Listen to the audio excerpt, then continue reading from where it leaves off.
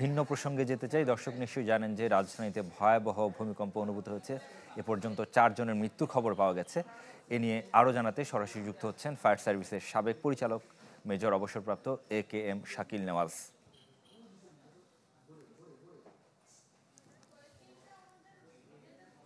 শাকিল, নিশ্চয়ই শুনতে পাচ্ছেন আমাকে? আপনাকে পরিষ্কার শুনতে পাচ্ছেন। জি। এই ভূমিকম্প কতটা ভয়াবহ ছিল বলে আপনার মনে হয়? যদিও সময়টা খুব অল্প ছিল, কিন্তু যে ঝাঁকুনিটা অনুভূত হয়েছে ইতোমধ্যে আমরা কিন্তু বেশ ক্ষয়ক্ষতির খবর পেয়েছি, এবং সেটা কতটা কনসার্নিং একই সাথে।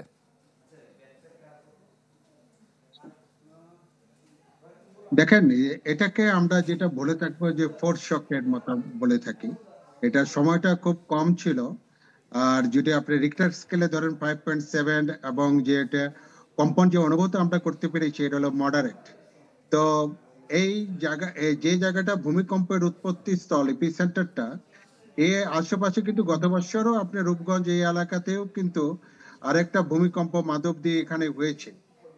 তো এটার সাথে লিঙ্ক আপ থাকতে পারে মধুপুর গড়ের সাথে একটা থাকতে পারে, যেটা আমাদের 4 নাম্বার ফল্ট আছে মধুপুর গড়। তো এটারও থাকতে পারে। তো যে সম্ভাবনাটা রয়েছে, এগুলো ফোর্স শক মানে আস্তে আস্তে আমরা কিন্তু বড় ধরনের ভূমিকম্পের সম্মুখীন হতেছি। আজকে আপনি দেখবেন 5.7 রিক্টার স্কেলে যে ভূমিকম্পটা হয়েছে, এখানে কিন্তু এখনো আপনি খবর পাননি। তো কিছুক্ষণ পর আরো পাবেন যে অনেক লোক হতাহত বা আহত হয়েছে। বিল্ডিং পুরাতন ঢাকায় আমি শুনতে পারলাম 3-4 জন মারা গিয়েছে। কিন্তু এটা যখন মেন শকে হবে 7.8 বা 8 এর উপরে, মধুপুরের যেটা আমরা ধরে নিয়েছি এরকম ভূমিকম্প হতে পারে, তখন কি হবে? তখন যে যে আমরা যে বিল্ডিং গুলা তৈরি করেছি এগুলা কিন্তু কোনোটা দাঁড়াতে পারবে না। তো আলটিমেটলি দেখেন, এটা মাধবদীতে ভূমিকম্প হয়েছে, পুরাতন ঢাকায় কিন্তু অলরেডি 4-5 জন মারা গেছে, বিল্ডিং কাত হয়ে গেছে, মিরপুরে অনেক জায়গায় এরকম হয়েছে। তো ভবিষ্যতের জন্য আমাদের কিন্তু এটা থ্রেট। আমরা যদি নির্মাণ যদি ঠিক মতো না করতে পারি, তাহলে কিন্তু আমাদের জীবন দিয়ে আত্মহত্যা দিতে হয়। ভূমিকম্পের খাবারই কিন্তু হলো বিল্ডিং, এবং পোর মানে দুর্বল বিল্ডিং এ হলো ভূমিকম্পের পোলাও কোরমা বিরিয়ানি খাবার। তো এই জন্য বিল্ডিংটাকে শক্ত করতে পারলে পরে বা নিয়ম মোতাবেক আমরা যদি গড়ে তুলতে পারি, তাহলে সেরকম কিন্তু মানে আমাদের ভয়ের কোনো সম্ভাবনা নাই। কি বুঝলেন ভাই? অনলি যেটাই চাই। জি, তবে ইতোমধ্যেই তো আসলে আমি যদি পুরান ঢাকার কথা বলি, সেখানে তো আসলে নতুন করে বিল্ডিং ভবন নির্মাণ করার মতো অবস্থাই সেখানে নেই। ইতোমধ্যেই সেখানে বিল্ডিং উঠে গেছে। সেই জায়গাটা থেকে সবচেয়ে ঝুঁকির মুখে আপনার কাছে কি মনে হয়, ঢাকার পুরান ঢাকাই কি এই মুহূর্তে আছে কিনা?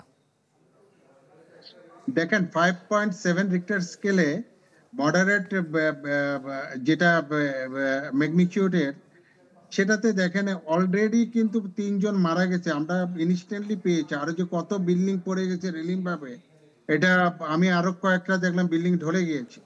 তো আমার মনে হয় যে সরকারের উচিত এই সমস্ত জায়গায় যেগুলা নির্মাণ খুবই পুরাতন বিল্ডিং গুলা আছে, এগুলা ভেঙে ফেলে নতুন বিল্ডিং তৈরি করা। এই জন্য কিন্তু এখানে প্রজেক্ট নেওয়া উচিত।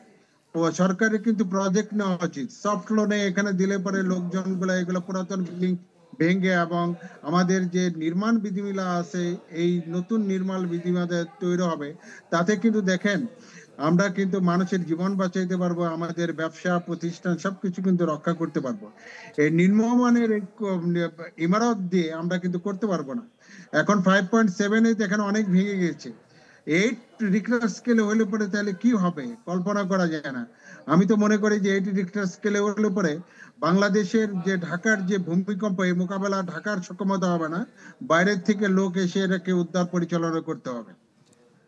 জি, সাধারণত আমরা লক্ষ্য করে থাকি যে একবার একটা ভূমিকম্প হলে আগে পরে আরও কিছু হয়তো বা অল্প মাত্রার কিংবা বেশি মাত্রার ভূমিকম্প হয়। সেই জায়গাটা থেকে এর সময়ের মধ্যেই আরও ভূমিকম্পের আশঙ্কা আমরা করতে পারি কিনা? দেখেন, এটা আমার দৃষ্টিতে, যেহেতু আমি ভূমিকম্প নিয়ে কাজ করি বা ভূমিকম্প নিয়ে পড়ালেখা করেছি, আমি এটাকে বলি ফোর্স শক। মেন শক এখনো হয়নি। মেন শক হওয়ার পরে আফটার শকের অনেক সম্ভাবনা থাকে। তো আফটার শক এখানে সম্ভাবনা খুবই কম, যেহেতু মেন শক হয় নাই, ফোর্থ শক হয়েছে। মেন শক হওয়ার পরে যদি 7/8 রিক্টার স্কেলের পরে হয় তাহলে হতে পারে।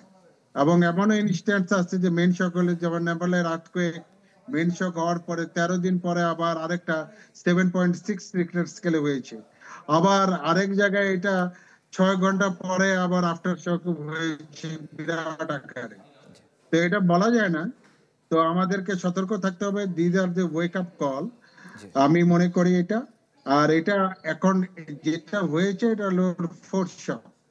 মেন শক হওয়ার পরে হয়তো জি শাকিল নামাজ, আপনাকে অসংখ্য ধন্যবাদ। ভূমিকম্প নিয়ে কথা বলতে আমাদের সাথে সরাসরি যুক্ত হয়েছিলেন ফায়ার সার্ভিসের সাবেক পরিচালক মেজর অবসরপ্রাপ্ত AKM শাকিল নওয়াজ।